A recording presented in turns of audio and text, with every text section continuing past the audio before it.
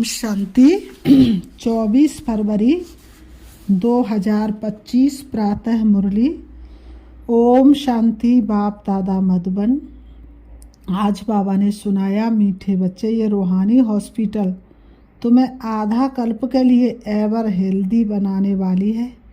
यही तुम देही अभिमानी होकर बैठो। यहाँ तुम देही अभिमानी होकर बैठो। मीठे बच्चे, ये रूहानी हॉस्पिटल तुम्हें आधा कल्प के लिए एवर हेल्दी बनाने वाली है। यहाँ तुम देही अभिमानी होकर बैठो। आज की मुरली से बाबा ने प्रश्न किया, धंधा करते भी कौन सा डायरेक्शन बुद्धि में याद रहना चाहिए। उत्तर में बाबा ने बताया, बाप का डायरेक्शन है तुम किसी साकार व आकार को याद नहीं करो। एक बाप की याद रहे तो विक्रम विनाश हो। इसमें कोई ये नहीं कह सकता कि फुर्सत नहीं, सब कुछ करते भी याद में रह सकते हो। ओम शांति। मीठे मीठे रूहानी बच्चों प्रति बाप का गुड मॉर्निंग। गुड मॉर्निंग के बाद बच्चों को कहा जाता है, बाप को याद करो। गुड मॉर्निंग के बाद क्या कहा जाता है, मीठे बच्चे बाप को याद करो। बुलाते भी है पतित पावन आकर पावन बनाओ, तो बाप पहले पहले ही कहते हैं रूहानी बाप को याद करो। बाबा कहते रूहानी बाप तो सबका एक ही है। फादर को कभी सर्वव्यापी नहीं माना जाता है, तो जितना हो सके बच्चे पहले पहले बाप को याद करो। कोई भी साकार व आकार को याद नहीं करो। ना साकार को याद करना है और ना ही किसी आकारी को याद नहीं करना, सिवाय एक बाप के। ये तो बिल्कुल सहज है ना। मनुष्य कहते हम बिजी रहते, फुर्सत नहीं, परंतु इसमें तो फुर्सत सदैव है। कर से कर्म करो विदनाना और मन राखो जहाँ कृपा निधाना। बाप युक्ति बतलाते हैं, ये भी जानते हो बाप को याद करने से ही हमारे पाप भस्म होंगे। मुख्य बात है ये, बाबा कहते मुख्य बात है ये, धंधे आदि की कोई मना नहीं है। वह सब करते हुए सिर्फ बाप को याद करो तो विक्रम विनाश हो। ये तो समझते हैं हम पतित हैं। साधु संत ऋषि मुनि आदि सब साधना करते हैं। साधना की जाती है भगवान से मिलने की। सो जब तक उनका परिचय ना हो तब तक तो मिल नहीं सकते। जब तक बाप का यथार्थ परिचय ना हो तब तक तो बाप से मिल ही नहीं सकते। तुम जानते हो बाप का परिचय दुनिया में कोई को भी नहीं। देह का परिचय तो सबको है, बड़ी चीज का परिचय झट हो जाता है। देह बड़ी है और आत्मा बहुत सूक्ष्म है। आत्मा का परिचय तो जब बाप आए तब समझाए। आत्मा और शरीर दो चीज़ें हैं। आत्मा एक स्टार है और बहुत सूक्ष्म है, उनको कोई देख नहीं सकते। तो यहाँ जब आकर बैठते हैं तो देही अभिमानी होकर बैठना है। ये भी एक हॉस्पिटल है ना, आधा कल्प के लिए एवर हेल्दी होने की। आत्मा तो है ही अविनाशी, कभी विनाश नहीं होती है, इसलिए कहते हैं आत्मा अजर अमर अविनाशी है। बाबा ने कहा आत्मा का ही सारा पाठ है ना। आत्मा कहती है मैं कभी विनाश को नहीं पाती हूँ। इतनी सब आत्मा अविनाशी है, शरीर है विनाशी। अब तुम्हारी बुद्धि में ये बैठा हुआ है कि हम आत्मा अविनाशी है, हम 84 जन्म लेते हैं। बाबा कहते ये ड्रामा है, इसमें धर्म स्थापक कौन कौन कब आते हैं, कितने जन्म लेते होंगे ये तो जानते हो। बाबा ने कहा अब तुम बच्चों को ये सारा ज्ञान मिला है ना। 84 जन्म जो गाए जाते हैं जरूर किसी एक धर्म के होंगे, सभी के तो हो ना सके। सब धर्म इकट्ठे तो आते नहीं। पेड़ में दो ही तो पत्ते पहले होते, फिर बहुत सारी डालियाँ होती हैं। हम दूसरों का हिसाब क्यों बैठ निकाले। जानते फलाने फलाने समय पर धर्म स्थापन करने आते हैं, उसकी फिर वृद्धि होती है। सब सतो प्रधान से तमो प्रधान तो होने ही है। दुनिया जब तमो प्रधान होती है तब फिर बाप आकर सतो प्रधान सतयुग बनाते हैं। अभी तुम बच्चे जानते हो हम भारतवासी फिर नई दुनिया में आकर राज्य करेंगे और कोई धर्म नहीं होगा। तुम बच्चों में भी उनको जिनको ऊंच मर्तबा लेना हुआ जास्ती याद में रहने का पुरुषार्थ करते हैं और समाचार भी लिखते हैं कि बाबा हम इतना समय याद में रहता हूँ। और बच्चे क्या करते, समाचार भी लिखते, बाबा इतना समय में याद में रहता हूँ। कई तो पूरा समाचार लज्जा के मारे देते नहीं क्योंकि पूरा याद बाप को करते नहीं है, इसलिए समाचार भी नहीं देते। समझते बाबा क्या कहेंगे परंतु मालूम तो पड़ता है ना। स्कूल में टीचर स्टूडेंट्स को कहेंगे ना कि तुम अगर पढ़ेंगे नहीं तो फेल हो जाएंगे।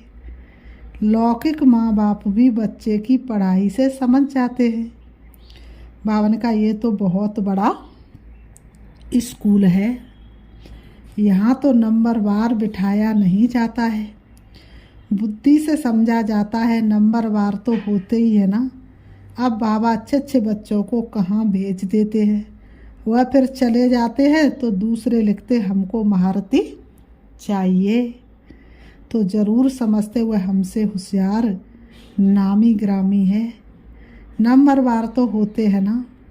प्रदर्शनी में भी अनेक प्रकार के आते हैं, गाइडस भी खड़े रहने चाहिए। बाबा ने कहा जांच करने के लिए रिसीव करने वाले तो जानते हैं ये किस प्रकार का आदमी है, तो उनको फिर इशारा करना चाहिए कि इनको तुम समझाओ। तुम भी समझ सकते हो, first grade second grade third grade सब है, यहाँ तो सबकी सर्विस करनी ही है। कोई बड़ा आदमी है तो ज़रूर बड़े आदमी की खातिरी तो सब करते ही है, ये कायदा है। बाप अथवा टीचर बच्चों की क्लास में महिमा करते हैं, ये भी सबसे बड़ी खातिरी है। नाम निकालने वाले बच्चों की महिमा अथवा खातिरी की जाती है, ये फलाना धनवान है, रिलीजियस माइंडेड है, ये भी खातिरी है ना। अब तुम ये जानते हो ऊंचे ते ऊंच भगवान है, कहते भी हैं बरोबर ऊंचे ते ऊंचे हैं, परंतु फिर बोलो उनकी बायोग्राफी बताओ तो कह देते हैं, क्या कह देते हैं, सर्वव्यापी है, बस एकदम नीचे कर देते हैं। अब तुम समझा सकते हो सबसे ऊंचे ते ऊंचे है भगवान, वह है मूल वतन वासी। बाबा कहते सूक्ष्म वतन में कौन है, सूक्ष्म वतन में है देवताएं, यहाँ रहते हैं मनुष्य, स्थूल वतन में रहते हैं मनुष्य। तो ऊंचे तो ऊंच भगवान वह निराकार ठहरा। अभी तुम जानते हम जो हीरे मिसलते सो फिर कौड़ी मिसल बन पड़े हैं, फिर भगवान को अपने से भी जास्ती नीचे ले गए हैं। बाबा ने कहा पहचानते ही नहीं है, तुम भारतवासी को ही पहचान मिलती है, फिर पहचान कम हो जाती है। अभी तुम बाप की पहचान सबको देते जाते हो, ढेरों को बाप की पहचान मिलेगी। तुम्हारा मुख्य चित्र है ही ये त्रिमूर्ति गोला झाड़, इनमें कितनी रोशनी है, ये तो कोई भी कहेंगे ये लक्ष्मी नारायण सतयुग के मालिक थे। अच्छा सतयुग के आगे क्या था ये भी अभी तुम जानते हो। अभी है कलयुग का अंत और है भी प्रजा पर राज। अभी राजा ही तो है नहीं, कितना फर्क है। सतयुग के आदि में राजाएं थे और अभी कलयुग में भी राजाएं हैं। भले कोई वह पावन नहीं है परंतु कोई पैसा देकर भी टाइटल ले लेते हैं। महाराजा तो कोई है नहीं इस कलयुग में, महाराजा का टाइटल तो किसी को दे नहीं सकते, टाइटल खरीद लेते हैं। तो बाबा कहते जैसे पटियाला का महाराजा, जोधपुर बीकानेर का महाराजा, नाम तो लेते हैं ना, यह नाम अविनाशी चला आता है। पहले पवित्र महाराजे थे, अब है अपवित्र महाराजा है। अक्षर चला आता है, यानी लक्ष्मी नारायण के लिए कहेंगे ये सतयुग के मालिक थे, अब है अपवित्र महाराजा है। अक्षर चला आता है। बाबा ने कहा अभी तुम जानते हो राजाई की स्थापना कैसे होती है। बाप कहते मैं तुमको अभी पढ़ाता हूँ। बाबा कहते मीठे बच्चे मैं अभी तुमको पढ़ाता हूँ 21 जन्मों के लिए। वह तो पढ़कर इसी जन्म में ही बैरिस्टर आदि बनते हैं, तुम अभी पढ़कर भविष्य महाराजा महारानी बनते हो। ड्रामा प्लान अनुसार नई दुनिया की स्थापना हो रही है। अभी है पुरानी दुनिया, बल कितने भी अच्छे अच्छे बड़े महल है, परंतु हीरे जवाहरातों के महल तो बनाने की कोई में ताकत नहीं। चाहे कितने भी अच्छे अच्छे महल बना ले, लेकिन हीरे जवाहरातों के महल तो कोई बना ना सके। सतयुग में ये सब हीरे जवाहरातों के महल बनाते हैं ना, बनाने में कोई देरी थोड़ी लगती है। यहाँ भी अर्थक्वेक आदि होती है तो बहुत कारीगर लगा देते हैं।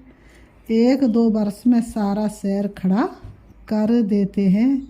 नई दिल्ली बनाने में करके 8-10 वर्ष लगे, परंतु यहाँ के लेबर और वहाँ के लेबर्स में तो रात दिन का फर्क रहता है ना। आजकल तो नई नई इन्वेंशन भी निकालते रहते हैं। मकान बनाने की साइंस का भी जोर है, सब कुछ तैयार मिलता है, झट फ्लैट तैयार, बहुत जल्दी जल्दी बनते हैं। तो ये सब वहाँ काम में तो आते हैं ना। ये सब साथ चलने हैं, संस्कार तो रहते हैं ना। ये साइंस के संस्कार भी चलेंगे।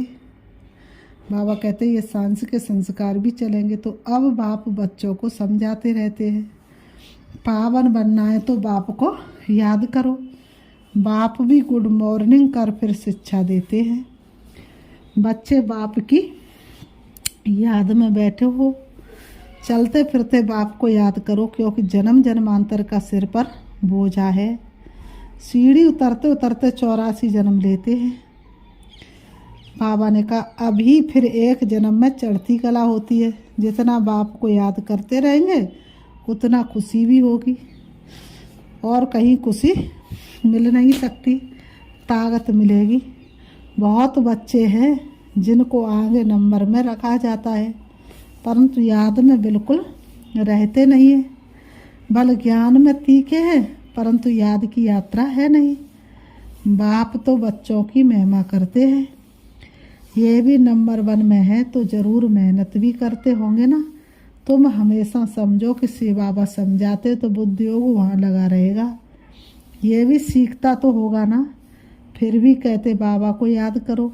किस को भी समझाने के लिए चित्र है। भगवान कहा ही जाता है निराकार को, वह आकर शरीर धारण करते हैं। एक भगवान के बच्चे सब आत्माएं भाई भाई है, अभी इस शरीर में विराजमान है। सभी अकाल मूर्त है। ये अकाल मूर्त आत्मा का तख्त है। अकाल तख्त और कोई खास चीज़ नहीं है, ये तख्त है अकाल मूर्त का।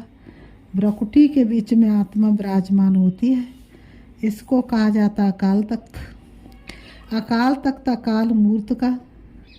आत्मा सब अकाल है, कितनी अति सूक्ष्म है। बाप तो है निराकार, वह अपना तख्त कहाँ से लाए।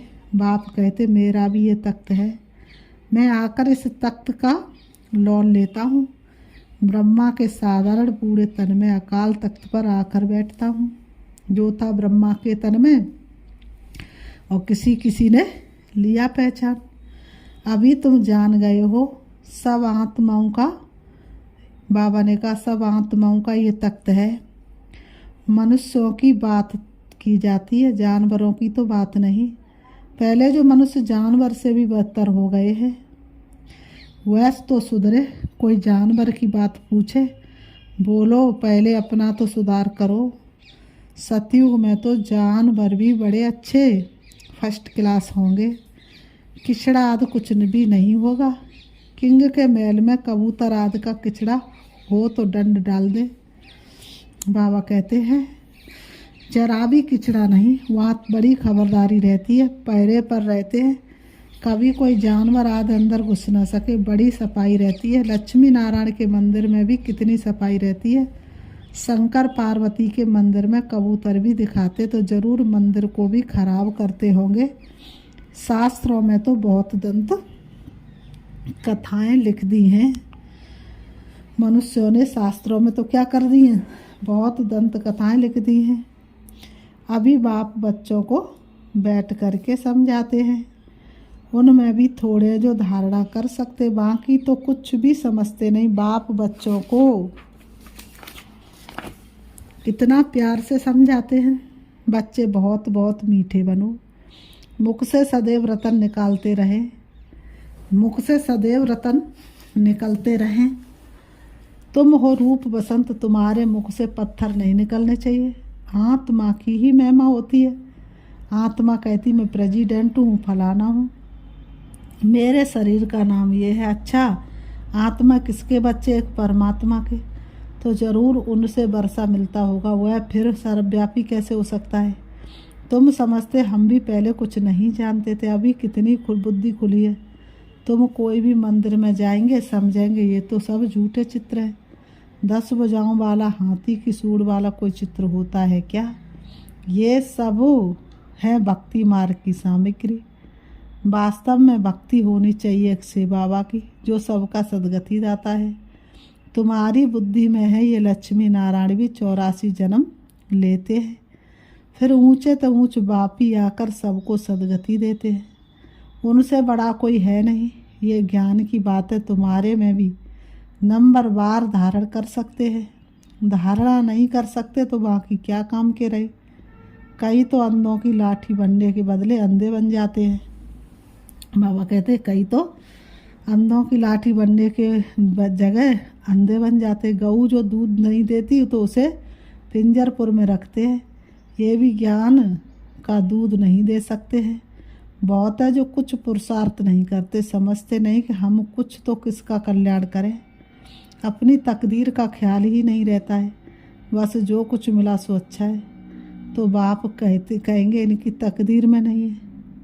अपनी सदगति करने का पुरुषार्थ तो करना चाहिए। देही अभिमानी बनना है। बाप कितना ऊंचे तो ऊंचे, और आते देखो कैसे पतित दुनिया पतित शरीर में है। उनको बुलाते ही पतित दुनिया में। जब रावण दुख देते तो बिल्कुल ही भ्रष्ट कर देते हैं। तब बाप आकर श्रेष्ठ बनाते। जो अच्छा पुरुषार्थ करते हुए राजा रानी बन जाते, जो पुरुषार्थ नहीं करते हुए गरीब बन जाते हैं। तकदीर में नहीं है तो तदबीर कर नहीं सकते। कोई तो बहुत अच्छी तकदीर बना लेते हैं। हर एक अपने को देख सकते हैं कि हम क्या सर्विस करते हैं। फिर बाबा ने कहा अच्छा, मीठे मीठे सिकी लते बच्चों प्रति माता पिता बाप दादा का याद प्यार और गुड मॉर्निंग। रूहानी बाप की रूहानी बच्चों को नमस्ते। हम रूहानी बच्चों की रूहानी बाप दादा को याद प्यार और नमस्ते नमस्ते नमस्ते नमस्ते। धारणा के लिए मुख्य सार नंबर 1, रूप वसंत बन मुख से सदैव रतन निकालने हैं। बहुत बहुत मीठा बनना है, कभी भी पत्थर कटु वचन नहीं निकालना है। नंबर 2, ज्ञान और योग में तीखा बन अपना और दूसरों का कल्याण करना है। अपनी ऊंच तकदीर बनाने का पुरुषार्थ करना, अंधों की लाठी बनना है। आज की मुरली से वरदान बाबा ने दिया, संतुष्टता द्वारा सर्व से प्रशंसा प्राप्त करने वाले सदा प्रसन्न चित्त भव। संतुष्टता की निशानी प्रत्यक्ष रूप में प्रसन्नता दिखाई देगी, और जो सदा संतुष्ट व प्रसन्न रहते हैं उनकी हर एक प्रशंसा अवश्य करते हैं। तो प्रशंसा प्रसन्नता से ही प्राप्त कर सकते हो। इसलिए सदा संतुष्ट और प्रसन्न रहने का विशेष वरदान स्वयं भी लो और औरों को भी दो, क्योंकि इस यज्ञ की अंतिम आहुति सर्व ब्राह्मणों की सदा प्रसन्नता है। जब सभी सदा प्रसन्न रहेंगे तब प्रत्यक्षता का आवाज़ गूंजेगा, अर्थात विजय का झंडा लहराएगा। स्लोगन डायमंड बनने का मैसेज देना ही डायमंड जुबली मनाना है। अव्यक्त इशारे, एकांत प्रिय बनो, एकता और एकाग्रता को अपनाओ। एकांत प्रिय बनो, एकता और एकाग्रता को अपनाओ। एकांतवासी बनना अर्थात चारों ओर के वाइब्रेशन से परे जाना। कई ऐसे होते हैं जिन्हें एकांत पसंद नहीं आता। संगठन में रहना, हंसना बोलना ज़्यादा पसंद आता है, लेकिन ये हुआ बाहरा मुक्ता में आना। अभी अपने को एकांतवासी बनाओ, अर्थात सर्व आकर्षण के वाइब्रेशन से अंतर्मुख बनो। अब समय ऐसा आ रहा है जो यही अभ्यास काम आएगा। अगर बाहर की आकर्षण के वशीभूत होने का अभ्यास होगा तो समय पर धोखा दे देगा। अच्छा, ओम शांति। ओम।